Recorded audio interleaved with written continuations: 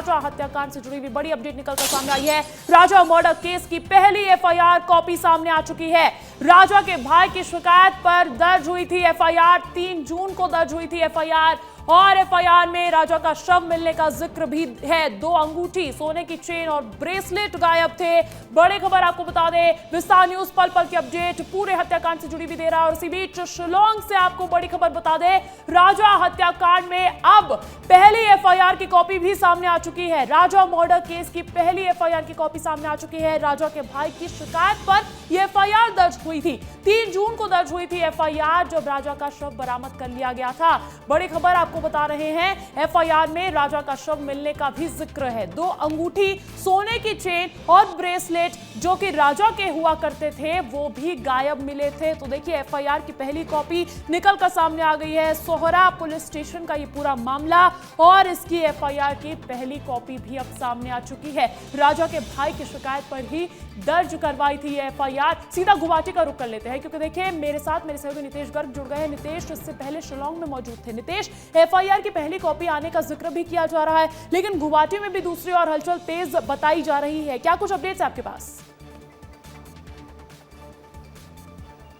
बिल्कुल, देखिए अंजलि, विस्तार न्यूज़ हमेशा सटीक खबरों के लिए जाना जाता है, सही खबरों के लिए जाना जाता है। और देखिए, ये एफआईआर की जो एक्सक्लूसिव कॉपी विस्तार न्यूज़ दिखा रहा है, ये उसकी बानगी है।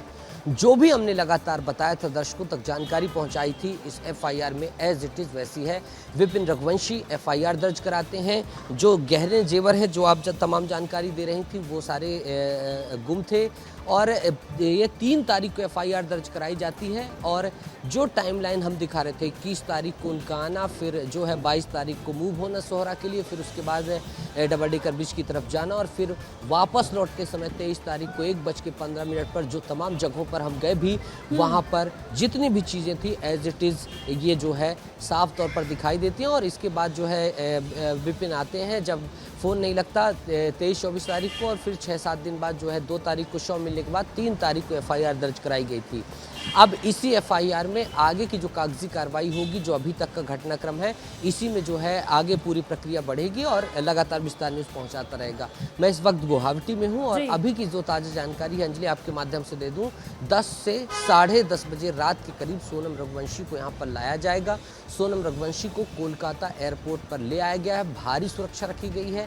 मोबाइल किसी को अनुमति नहीं थी फ्लाइट में जो है चलाने की, लेकिन कुछ एक्सक्लूसिव तस्वीरें विस्तार न्यूज़ के पास आई हैं, वो भी मैं जो है लगातार अभी मेरे पास आई हैं, वो मैं साझा कर रहा हूँ। और इस तरीके से जो है कोलकाता में अभी 3 घंटे का स्टे था, जिसे रुकने का समय कहा जाता है, और फिर उसके बाद वहां से बैठकर गुवाहाटी आएंगे और फिर यहां से शिलोंग ले जाएंगे। ठीक है, आप जिन एक्सक्लूसिव तस्वीरों का जिक्र कर रहे हैं वो जल्द से जल्द हम तक पहुंचाइएगा, ताकि हम दर्शकों तक पहुंचा सके। फिलहाल आपका बहुत बहुत शुक्रिया।